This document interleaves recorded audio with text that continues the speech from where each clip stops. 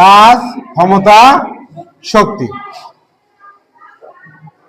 এখানে কয়টা রাশি আছে? তিনটা। একটা আছে কাজ, একটা ক্ষমতা, শক্তি। কাজ, ক্ষমতা, শক্তি। তাহলে আমরা কাজ বলতে কি বুঝি? আসলে পদার্থবিজ্ঞানের ভাষায় বা আমরা বিজ্ঞানের ভাষায় যদি কাজ শব্দটা সম্পর্কে জানতে চাই, যেমন আমরা কাজ সমান কি জানি? ডাব্লিউ সমান এফ এস। ডাব্লিউ সমান কি? F S. আমরা কাজ সমান কি জানি? ডাব্লিউ সমান এফ এস। তাহলে আমরা কাজ সমান কি জানি?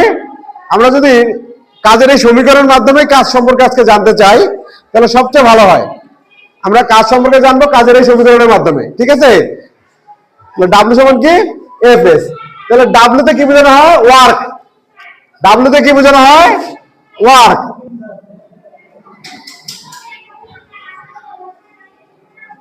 ডাব্লিউ তে কি বোঝানো হয়? ওয়ার্ক। ওয়ার্ক মানে কি? কাজ। এফ থেকে ফোর্স, এফ আর ও সি, ফোর্স। ফোর্স মানে কি? বল। আর এস থেকে কি বোঝানো হয়? সরণ। এস থেকে কি বোঝানো হয়? সরণ। তাহলে এস থেকে কি বোঝানো হয়? সরণ। ঠিক আছে?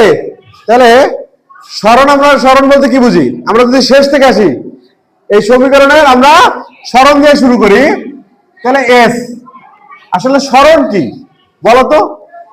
আমরা এর আগেও আলোচনা করেছিলাম সরণ এবং দ্রুতির মধ্যে দূরত্ব, সরণ আর দূরত্বের মধ্যে পার্থক্য আমরা বলছিলাম। সরণ আর কি, দূরত্ব কি? বলো, সরণ আর দূরত্ব কি? সরণ হতে গেলে, সরণ কি রাশি? আগে আমরা এটা বলবো। সরণ হচ্ছে ভেক্টর রাশি। তো ভেক্টর রাশিতে কি কি লাগে? মান ও দিক দুটোই লাগে। ভেক্টর রাশি কাকে বলে? যে রাশির মান ও দিক আছে তাকে ভেক্টর রাশি বলে। আর হচ্ছে স্কেলার রাশি কি? যার শুধু মান আছে, দিক নেই, তাকে কি বলা হয়? ভেক্টর রাশি, সরি স্কেলার রাশি, সরি। তার মানে সরণ আমরা প্রথমেই বুঝলাম যার মান ও দিক দুটোই আছে। তার মানে সরণ হতে গেলে আমার একটা নির্দিষ্ট দিকে এবং নির্দিষ্ট দূরত্ব লাগবে। নির্দিষ্ট দিকে এবং এটা কি নির্দিষ্ট দূরত্ব লাগবে। তার মানে আমার সরণ আছে। সরণ এফ সমান কি বলতো? বল। বলের একটা আমরা সূত্র পড়ছি। কি বলের সূত্র কি বলতো? এফ সমান এম এ। আমরা যদি বলি বল এফ সমান এম এ, তার মানে এম এর মান কি? এম মানে কি? ভর। এম মানে কি? ভর। আর এ মানে ত্বরণ। এ মানে কি? ত্বরণ। আর এম মানে ভর। তাহলে আমরা বল কাকে বলতাম? যে ভর এবং ত্বরণের গুণফলকে কি বলতাম? বল। এই ত্বরণের সূত্র কি? এ সমান B minus you by T. তার মানে উপরে বেগ, নিচে সময়। তার মানে ত্বরণ কাকে বলে? তো সময়ের সাথে সাথে বেগ পরিবর্তনের হারকে কি বলা হয়? ত্বরণ বলা হয়। ত্বরণ কাকে বলে? সময়ের সাথে সাথে বেগ পরিবর্তনের হারকে কি বলে? ত্বরণ বলে। তার মানে এই যে যখন আমরা বল বলতাম, তার কি ভর এবং ত্বরণের গুণফলকে কি বলা হয়? ভর এবং ত্বরণের গুণফলকে আমরা কি বলি? বল। আর আমরা কাজ সমান তাহলে কি বল এবং সরণের গুণফলকে কাজ বলে।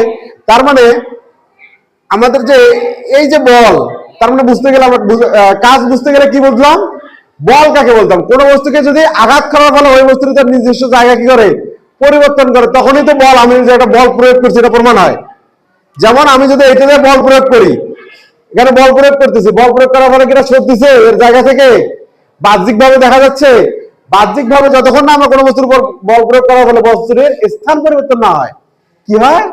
স্থান পরিবর্তন না হয়, ততক্ষণ ওই বস্তুর কি প্রয়োগ করে না? বল প্রয়োগ করে না। ঠিক সেম ভাবে কোন বস্তুর উপর বল প্রয়োগ করার ফলে যে ওই বস্তুর স্থান পরিবর্তন হয়, কি পরিবর্তন হয়? স্থান পরিবর্তন হয়, তখন তাহলে ওই বস্তুকে আমরা কি বলবো? কাজ। যেমন দেখো, কাজ সমান কি লিখছি? বল গুণন সরণ। তার মানে কোন বস্তুর উপর আমি কাজ করব। আমি বললাম আমি আজকে সারাদিনে অনেক কাজ করছি। কিরকম কাজ?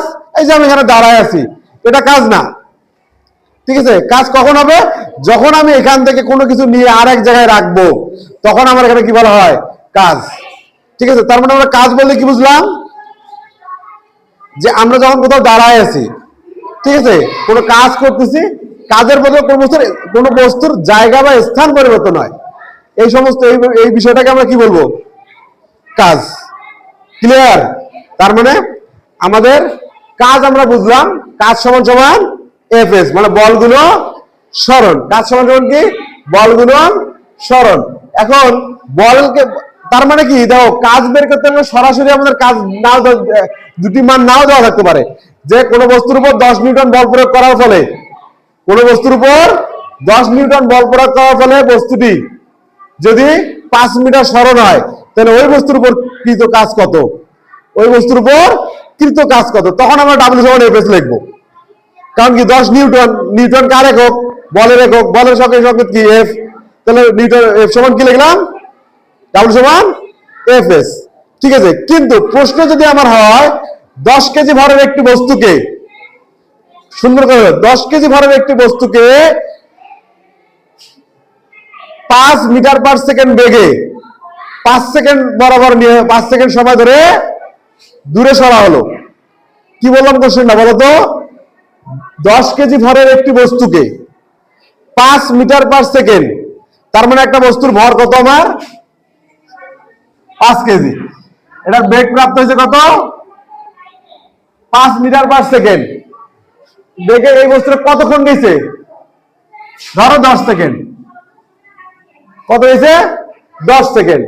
তাহলে এই বস্তুটি কি, ওই লোকটি ওই বস্তুটা কি ধরনের কাজ করছে? ওই লোকটি ওই বস্তুটা কি ধরনের কাজ করছে? এখন কাজ জানতে গেলে আমরা আবার জানতে হবে কি? দূরত্ব। কি জানতে হবে? দূরত্ব। আমার একটা এম দেওয়া আছে, এটা ভি দেওয়া আছে, এটা টি দেওয়া আছে। এগুলো দিয়ে কি এস বের করা যায়? দেখো ডাইরেক্ট যায়, এস ইকুয়াল টু ভিটি। তার মানে এস ইকুয়াল টু কি? ভিটি। তার মানে আমার কিন্তু কাজ বলতে আমরা কি বুঝি? তার মানে এই বিষয়টা দেখো, কাজ জিনিসটা সেম জিনিসগুলো আমরা যে গত 2 অধ্যায়ে পড়ছি, সেম জিনিসগুলো দিয়ে কাজ প্রশ্ন আসতে পারে, যে বস্তুর উপর কি পরিমাণ কৃত কাজ হয়েছে। ঠিক আছে, তার মানে কি, এই যে এম আছে, এম কত? 5। বেগ আছে কত? 5। সময় কি আছে কত? 10 সেকেন্ড। আমরা যদি এস বের করে নিই, এস ইকুয়াল টু কত? ভিটি। এ বের করে নিই, এ সমান সমান কি? V minus you by T. তার মানে এখান থেকে আমি কি পাবো? এই যে এফ সমান এম এ, এই দুটো মিলে এফ পাবো। কি পাবো? এফ। এই দুটো মিলে কি পাবো? এফ। তারপর এটার কাজ তো হয়ে গেল, এই যে এস, এফ সমান এফ এস। তার মানে ডাব্লিউ সমান কি দাঁড়াইলো? F S. বুঝছো? তার মানে কাজ বলতে আমরা কি বুঝলাম? বিশাল একটা কর্মযজ্ঞ, যে কাজ করছি এটা বুঝাইতে গেলে যতটা প্রয়োজন আমাদের এনার্জি, ঠিক কাজ করতে হবে অতটুকু বুঝি, যে কোনো কাজ করতে গেলে কাজকে কাজ হইতে হবে। বুঝছো? বুঝাইতে পারছি কাজ কি আদিত্য?